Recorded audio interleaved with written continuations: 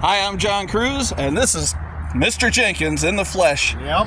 And Mr. Jenkins. You're watching Cruise Control, and today we're working on Mr. Jenkins' 81 Cutlass Cruiser. I mispronounced it. It said Custom Cruiser on the ride home. But yeah, we got the whole doghouse, including the core support, out, and that's all over here. That's the remains of the header panel, and frame's not bent. The only thing you can say is that the shock tube is the mount here is bent, and this is kind of just there. It's all cheesed up.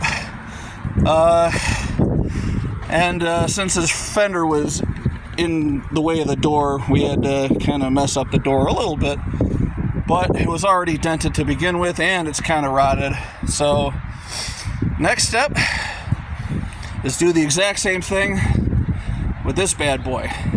So the deal is that he gets whatever he wants out of this thing, and I get, like a vulture, an automotive vulture, I get to pick off whatever remainder of the carcass.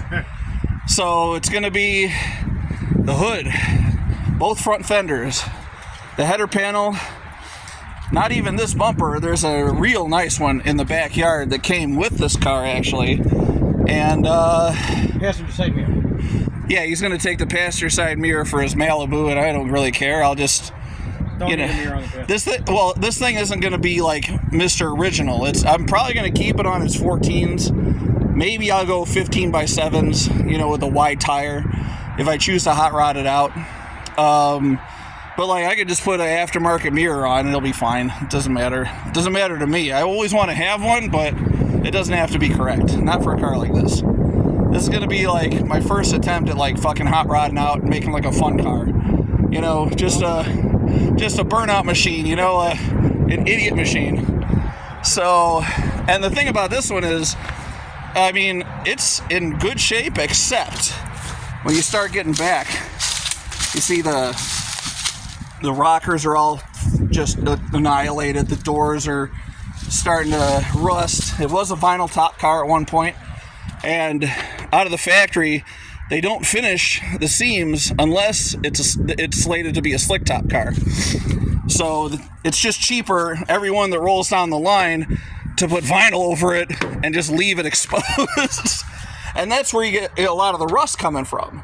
The vinyl top always traps in the rust and everything, and I'm surprised this one, Roof's solid. The roof is solid. All you need is a little bit of Bondo here, and yeah.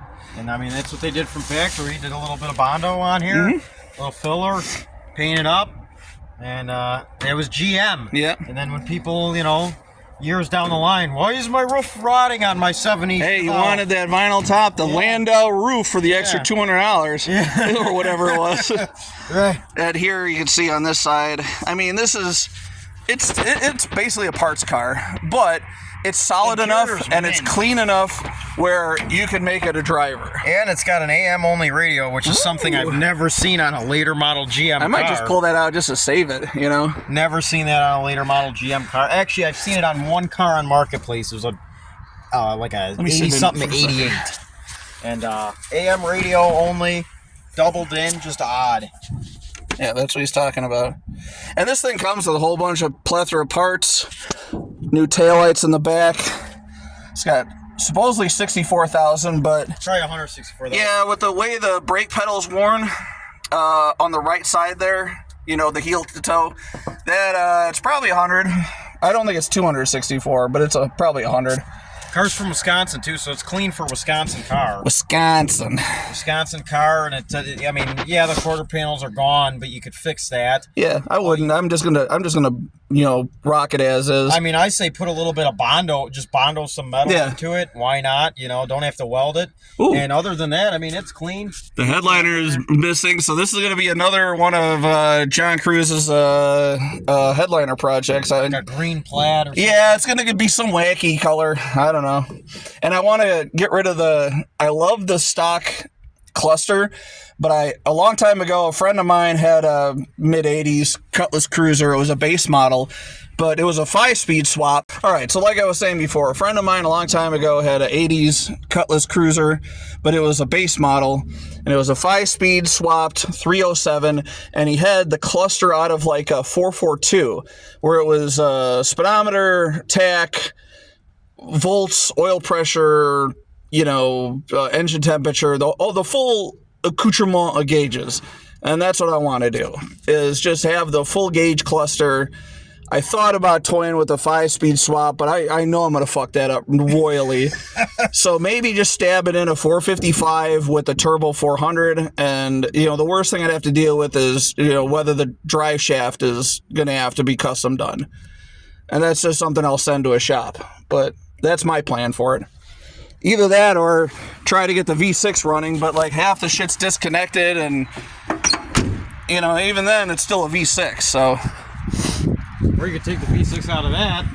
That actually, I drove that thing and it's got some punch to it. Maybe, like you said, it's because of the rear end only, but I'm pretty impressed with it. It's not going to win any races, but whatever.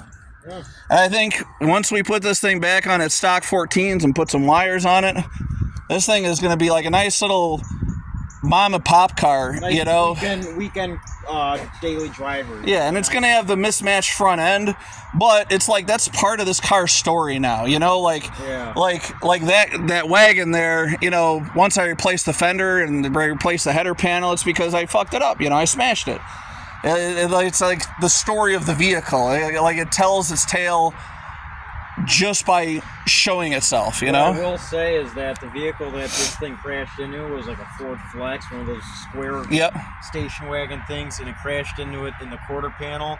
What happened is I was going through an intersection, my light was green, older lady turned in front of me, I slammed on my brakes, thing slid, hit her.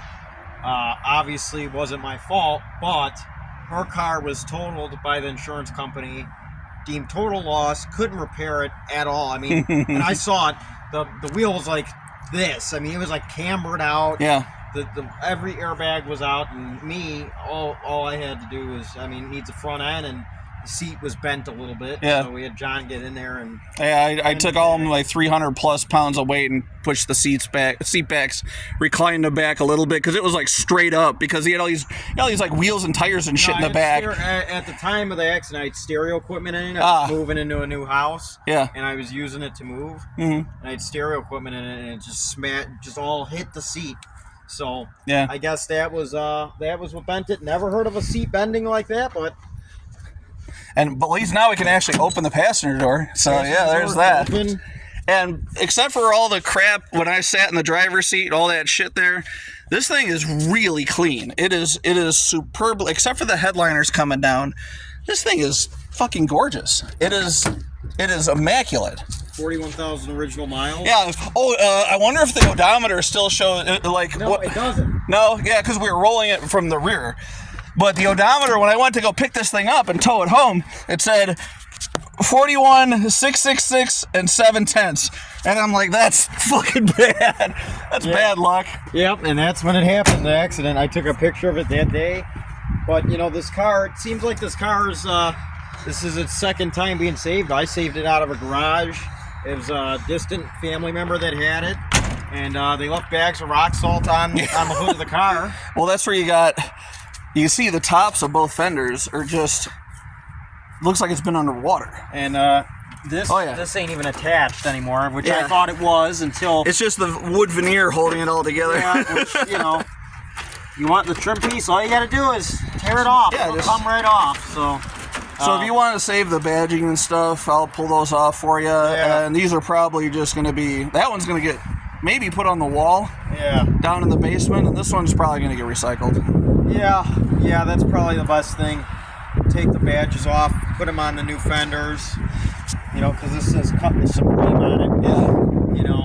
I mean, it's not wrong that this thing is still technically a Cutlass Supreme, but it's you want to have it right. Right, and it's the Broham, so it's got the little Broham.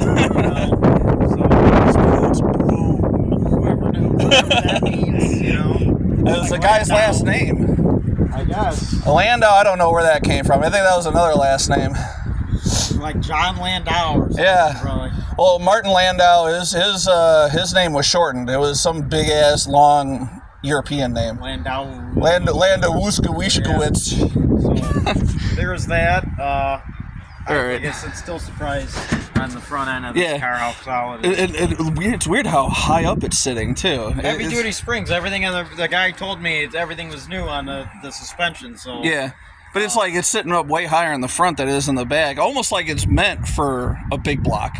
I mean, yeah. Because it's got the V6 in it right now. I can't say that these cars ever had big, because there always used to be big block or small block springs. Obviously, this car had either 307 or V6 springs. It's probably got 307 springs in it. Yeah. Well, this thing was originally a V6 car, so it's probably got the V6 springs in it. Well, no, he replaced them. Well, he replaced them with who knows what. Right, exactly. It may not even be stock. It may be like a custom, like a G-body moved cargo coils or something. Yeah, so... But it looks like it's sitting like it doesn't have a motor in it, so, And underneath of this car is actually extremely clean, except for when he drilled into the floor. Yeah, he drilled, like, all the copper fuel lines. Copper fuel lines. Yeah, which aren't even connected. They're all just drilled into the floorboards of the car. And it looks like a lot of it's been repainted. The wheels look like they've been repainted. The frame has been repainted. It's just, he just didn't do the body. So, yeah. All right. I think that's it. It's time to sign off. Remember, keep it shiny side up and keep it under 100. Or whichever side is the least rustiest up.